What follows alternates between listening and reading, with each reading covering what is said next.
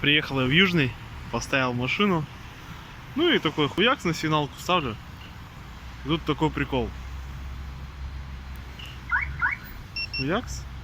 И вот этот Марк, второй Грант, короче, реагирует на мою сигналку. Не знаю как. Что за хуйня? Вот. То есть я ее еще могу заглушить. Все, она заглохла. Я ее завожу. У меня все две тачки заводятся. И моя, и чужая. Хуя прикол.